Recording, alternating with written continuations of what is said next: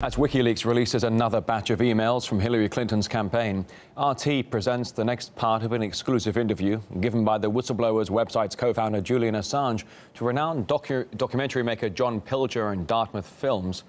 They discuss one of the most shocking leaked letters, which allegedly proves that Hillary Clinton knew the Saudi government has been directly funding Islamic State. RT's Polly Boyker investigates. The closer it gets to the US elections, the juicier the WikiLeaks revelations become. And the man behind all this isn't shy about meting out his own judgments too.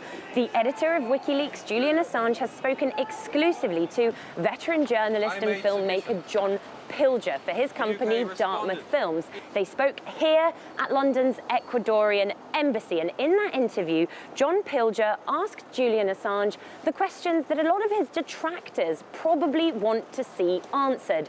Things like, why the vendetta against Hillary Clinton? And does he have a thing for Donald Trump? What is WikiLeaks doing? Are they trying to put Trump in the White House? Trump would not be permitted to win.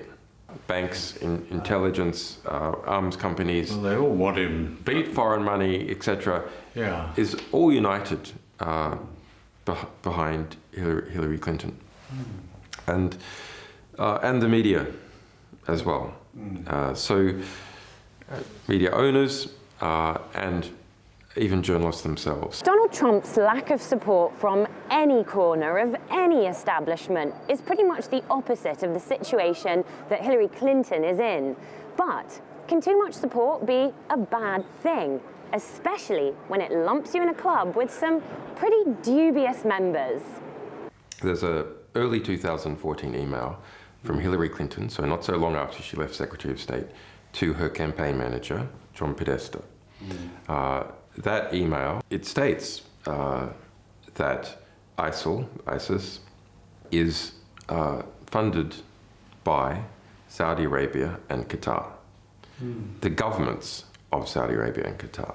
Now, this is I think this is the most significant email in the whole collection. ISIL, or ISIS, is created largely with money from the very people who are giving money to the Clinton Foundation.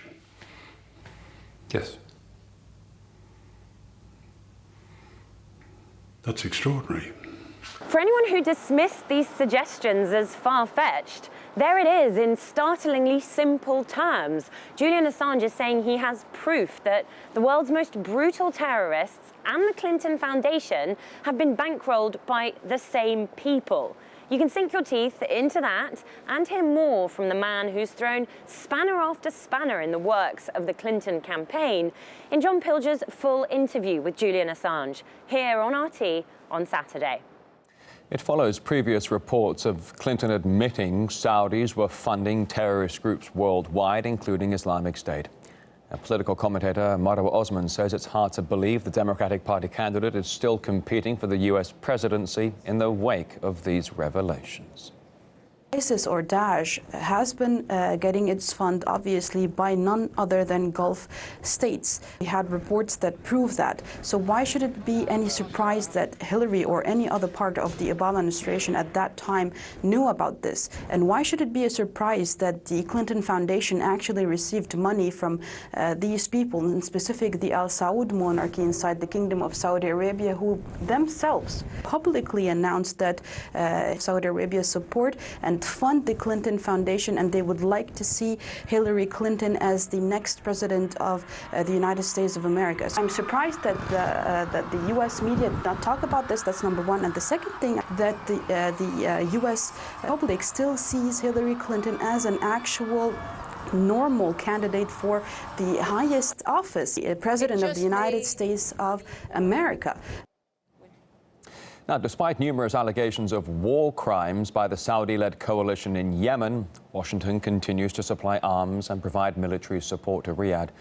In 2015 alone, the U.S. provided the Saudis with weapons worth a total of $20 billion. Now,